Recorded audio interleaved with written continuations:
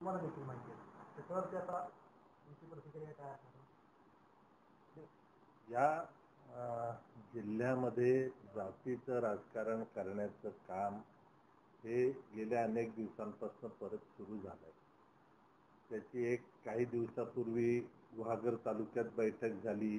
तिथे अशाच जातीवाचक विषयांचा उल्लेख केला गेला. त्याच्यावरती संघटनेनं काही पत्र लिहिलं आणि परत पत्र होत काल आणखीन जातीवाचक याच्यामध्ये उल्लेख आला. पण हा गेले अनेक वर्ष चालू असणारा विषय आहे. अनाजी पंथाची उपमा प्रत्येकाला द्यायची, हा कोणाचा तरी राग कोणावर तरी काढायचा हा प्रयत्न आहे.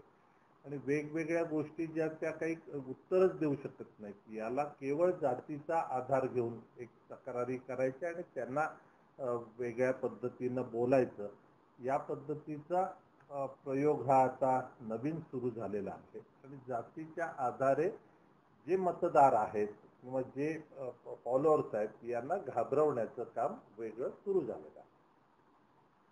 ज्या पद्धतीनं याच्या अगोदरचं राजकारण बघायला गेलं तर ते जातीपातीमधलं राजकारणावरच चळवळचा पुढे आलेले आहेत. 2009 पासून सुद्धा बघायला गेलं तर आता ही काढण्याचं कारण काय? आता त्यांचे काही फॉलोअर्स सोडून गेले. त्याच्यानंतर त्याला उत्तर देण्याकरताच्या खरं ह्या सभा आहेत. त्यांचे फॉलोअर्स का सोडून गेले, त्यामुळे काय झालं आणि त्यांच्याबरोबर किती झाले हा विषय राहिला बाजूलाच. पण त्याच्याहून विषयच तिसरीकडे न्यायचा आणि जातीतली तेढ निर्माण करायची. त्यामुळे एक जात घाबरून आपल्या पाठीमागे उभी राहील असा एक केविलवाणा प्रयत्न यातनं दिसून येतो. मुद्दा जी काही खोतीची नावं घेतली गेली ती केवळ ब्राह्मण समाजातल्या खोतांची नावं घेतली गेली. खोती काही फक्त एकट्या ब्राह्मण समाजातच आहे असं नाही, अन्य समाजातही खोती आहे. आणि अत्यंत चांगल्या प्रकारे रत्नागिरी जिल्ह्यातलं खोतीचं निर्मूलन झालं. त्यावेळी त्या जमिनी लोकांना दिल्या गेल्या. काही ठिकाणी डिस्प्यूट राहिले, तिथले कायद्यानं सुटले. त्यामुळे खोती हा विषय फार पुरातन काळी संपलेला आहे.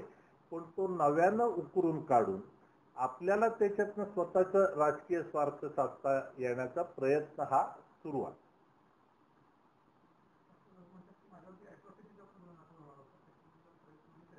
आता ही तर उत्तर गेल्या 2 वर्षात त्यांच्यावरती जे काही बोललं गेलं याचे प्रत्येकाचा प्रश्न ते संदर्भ इथे लावतात. त्यांचे फॉलोअर्स त्यांना सोडून का जातात याचा त्यांनी अभ्यास केला पाहिजे. तो अभ्यास न करता ते दिशा बदलवतात आणि दिशा राजकारणाची जातीवादाकडे नेतात. आता तुमचा खोतीचा विषय येण्यामागचं कारण काय? पुढच्या आगामी निवडणुका लक्षात घेऊन हा विषय काढला गेला. जिल्हा परिषद पंचायत समितीमध्ये आपले त्यांच्या पाठीमागे असणारे त्यांचे जिल्हा परिषद सदस्य जे होते ते त्यांना सोडून चालले आणि त्याच्या बाबतीत त्याच्यानंतर केलेली ही सभा होती त्याच्यामधले विषय आहेत. म्हणजे आता आमचे सर्व अजून सैनिक तसेच जागेवर आहेत हे दाखवण्याकरिता केलेल्या सभेतली ही वक्तव्य आहेत. त्यामुळे ही वक्तव्य आणि बाकीचं ही राजकीय सभा होती. या राजकीय सभेमध्ये खोत, ब्राह्मण या सर्व विषयांचा वापर करून स्वतःची राजकीय पोळी भाजण्याचं काम करण्याचं काम सुरू आहे.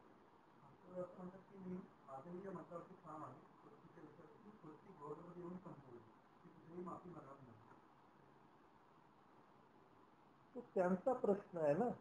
माफी मागायला कोणी कोणाला सांगितलंय? कोणीच कुठल्या पत्रात माफी मागायचा विषय आला नाही. सर मागच्या काही दिवसांमध्ये तुमच्यामधली शिवसेनेमध्ये पत्र देखील जे काही विस्तृत चालू होता आरोप करतात तर तो विषय किंवा त्यावरती काही तोडगा निघाला आमच्यात आणि शिवसेना निधी वाटपाचा विषय चालू होता. नाही, हे सरकार महायुतीचं आहे आणि महायुतीच्या सरकारमध्ये महायुतीतल्या सर्व घटक पक्षांना योग्य पद्धतीचा न्याय दिला गेला पाहिजे. याच्याकरता राज्यस्तरीय सूत्र ठरलेलं आहे. त्या सूत्राप्रमाणे काम झालं पाहिजे हा माझा एक मुद्दा होता. आणि दुसरा मुद्दा होता की जे प्रशासकीय अधिकारी आहेत या प्रशासकीय अधिकाऱ्यांना माहिती असलं पाहिजे आपल्या कुठल्या तालुक्यात किती लोकसंख्या आहे, कुठल्या तालुक्यात कुठली पर्यटन स्थळं आहेत ही त्यांना माहिती असली पाहिजे आणि निधीचा योग्य विनियोग झाला पाहिजे. याकरता मी सर्व विषय सविस्तरपणे मांडला. त्याचा कोणाला राग आला, कोणाला चांगलं वाटलं आणि कोणाला हा एक अभ्यास भरपूर दिवसांनी असू शकतो हेही पटलं. त्यामुळे काही जणांनी अभ्यासही सुरू केला की आम्हाला निधी कसा मिळेल.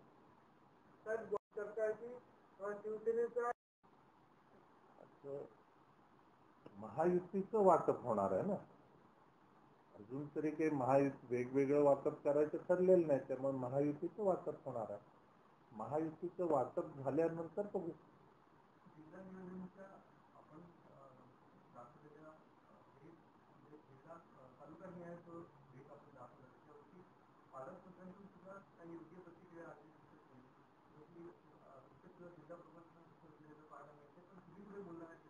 मी कोणाचंच नाव घेतलं नाही.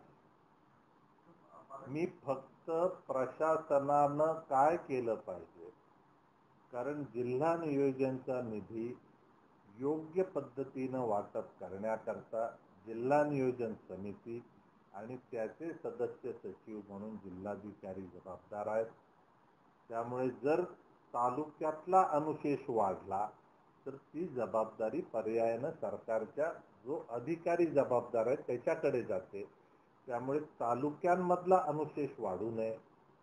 एक काळ विभागावरचा अनुशेष दूर करण्याचं काम युती सरकारनंच केलं आणि कोकणवरचा अनुशेष हा युती सरकारनंच दूर केला.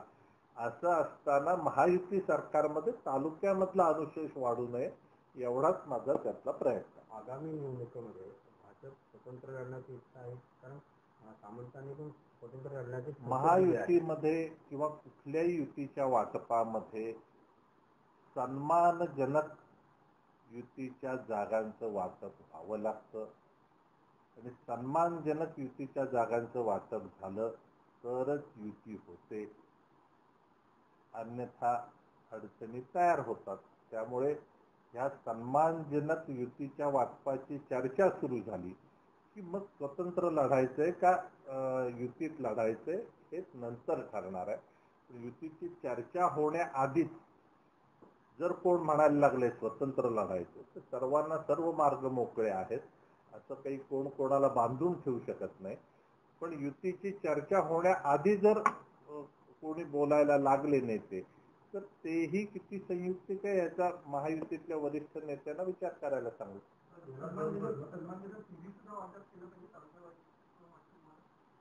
महायुतीचं सूत्रच ठरलेलं आहे की सन्मानजनक महायुतीतल्या सर्व घटकांना योग्य पद्धतीनं मान सन्मानही दिला पाहिजे आणि योग्य पद्धतीनं निधीचं वाटपही केलं पाहिजे.